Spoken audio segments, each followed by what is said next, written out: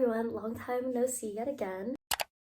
Welcome back to my channel. My name is Catherine. I like to make videos on YouTube about books. I'm also trying to make some gaming videos, but that might take me a while to figure all that stuff out, to be honest. Sorry I've been MIA. I literally had no idea what to film in April because I just have nothing in my brain and also like no time. I'm a full-time college student and then I also have a part-time job, so YouTube and reading is kind of like on the back burner for me, unfortunately. But I did read 7 books this month, which is pretty good for me, and I have 1 DNF, unfortunately. I will show you all the books that I read in April, so yeah, let's just get into it. The first book that I have here to show you is Always Mine by Laura Pavlov. This cover is so stunning. I'm a huge fan, and I'm not gonna lie, that's why I did buy this book, but I did look at the reviews on Goodreads, and it had such a good star rating, so I was like, yeah, that's gonna go in my cart. Always Mine is about Vivian and Nico, and they're friends. They've been childhood friends for like their whole lives. Recently, Vivian gets out of a relationship, so she wants to explore like her sexuality. So she asks her best friend Nico to like help her out with that, if you know what I mean. And I did not like this book at all. I give it a 2 stars because the writing was just really like a lot of telling and not showing. Like, we're just told that these people have been friends and they have this amazing friendship and he would do anything for her, but it didn't really feel like that like ever. I made a whole Goodreads review of this book if you want to go read that, because I kind of go like more in depth. But I just was not a fan of this book, but I loved the relationship that Vivian had with her sisters, because she has like 3 or 4 other sisters. So I thought that that was so cute, and I love seeing all of them together.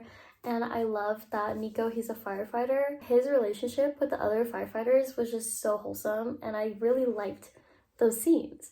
But I just didn't really care for when Nico and Vivian were together. I thought it was like kind of just bland and boring. I did buy the second one because I think that the romance will be better in that one for me. It's also a lot shorter than this one. Like, this one is like 302 pages and that one's like under 300 pages. So I think I could just fly through it real quick. But yeah, 2 stars. Next, I have Meet Me Halfway by Lillian T. James. This one was really good. I rated this one a 4-star. I did really like this one, but the main guy, like the love interest Garrett, he's supposed to be like calm and cool, collected, like broody, you know, mysterious, I guess, but he was just flat out creepy to me at the very beginning. But I loved when he wasn't creepy, but also I loved the main character, Madison. I absolutely love her character. I thought that she is so strong. She's a single mother that has 3 jobs and she takes care of her child, and her child was so cute and how they interact. I loved it. And I really liked when Garrett was interacting with her child. Like, it was just so wholesome, but I just could not get over the scenes where he was creepy. He'd like show up at her job, for example, without her knowing. And that was just really weird, and like just didn't want her to see him either. So the romance for me definitely took a backseat to like her as a character and like the plot, I guess. So yeah, 4 stars. And then after I read this, there's an extended epilogue called Marry Me Darling. That one was so good because, like I said, I really liked the son in that book, and he gets a happy ending because in the actual book, like in the epilogue, it's pretty much about Garrett and Madison getting their happy ending, but I was just really excited to see her son's happy ending. I don't think I rated it on Goodreads. I mean, it's like 50 pages. I think I would like probably just give that like a 4, maybe 4.25. So yeah. Next, I read Part of Your World by Abby Jimenez. I read this because Yours Truly came out in April and I wanted to read this one because I owned it. I really liked this one. I also rated this one a 4. I thought it was super cute.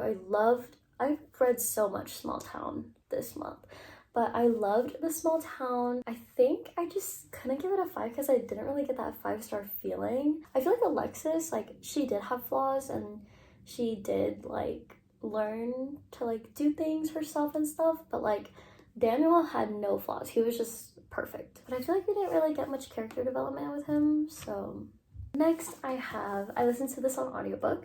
It is Malibu Rising by Taylor Jenkins Reid.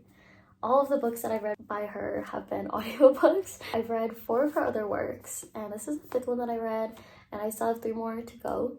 So hopefully I can finish her backlist this year. But I absolutely love this book. I gave it a 5 stars. It was, for me, like one of the most entertaining and like heart-wrenching books. I loved the familial aspect in it, and I thought that Nina is so strong and she deserves the absolute world. I'm sure you know what it's about, but it's basically a like past and present timeline. And in the present, the Riva family, like the 4 children of that family, they're getting ready for this huge party. And then the party we see happens over the span of like a day pretty much, and those are our present chapters. And then in the past chapters we see their parents, Mick and June, how their relationship went, which I loved those chapters, even though I hate Mick with my entire heart. I loved seeing it, and the setting was just so great. I was having a really good time listening to this book. So yeah, 5 stars for sure. So as I was listening to that, I was reading on Kindle Unlimited Waking Olivia by Elizabeth O'Rourke, and I had to DNF this one at 27%. I could not power through. It's like 300 something pages, which is like normal, and I've heard so many good things about this book, and I just could not read it anymore because I was getting so mad. Basically, Waking Olivia is about this main character. Her name is Olivia, duh, and she gets kicked out of like her old school because she got in like a fight or something. So now she goes to a new college to be on the cross country team, and she has like a scholarship and everything. This girl, like, she's supposed to be like a tough cookie, like doesn't let anybody push her around, but honestly she was just kind of a bitch. Like, I did not like her character at all. It's a forbidden romance with her coach, her cross-country coach, and he had a girlfriend, and he would emotionally cheat on his girlfriend, and like all the times that he would like go see his girlfriend and then think about Olivia was just so uncomfortable for me, and I just could not read that because I hate cheating trope. Like, I just can't read it. It's really difficult. Like, the cheating trope like really had me upset, but there was a lot of like body shaming also, and like fat shaming, and it just was not for me. Like I said, I know a lot of people love it, but there were just things that I could not get over, so DNF.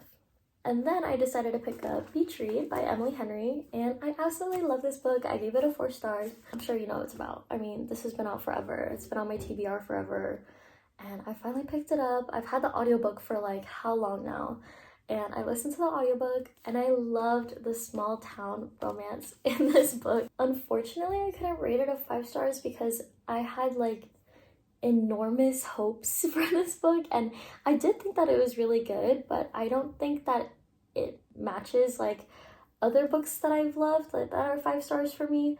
So that's why I did give it 4, but I still really enjoyed it.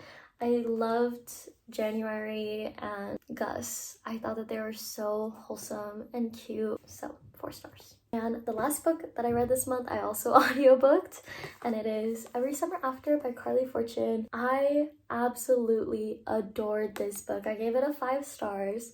I know that people love Love in Other Words more, but I have to disagree personally because I feel like the ending of that one, there were things that were talked about but not like enough of, and that was a huge problem for me. In this one, I love the small town. I love the characters. My heart actually like was hurting, and I was actually getting giddy and feeling feelings, which is like what you want a book to do, you know? You want to feel the feelings. I read this in one sitting, like listened to the whole thing. I'm sure you know what this is about. Past present perspective of Percy and Sam. They were just so cute. I know that a lot of people hate the ending, which honestly, I hate it too. I hate what Percy did, but I love Sam so much. So I had to give this one a 5 stars. So those are all the books I have read in April. I am so excited for May and what it has to bring, and there are a lot of good books that are coming out in May and in June. June is gonna be absolutely crazy with the releases, so I'm gonna try to catch up. I will be talking about my May TBR in my next video. Hopefully it'll be out soon. I know it's gonna be pretty late because we're gonna be like a few days into May. it's fine. Thank you so much for watching this video. I really appreciate you being here with me and listening to me talk about books, even if I hated them. I'll see you guys in my May TBR video. Bye!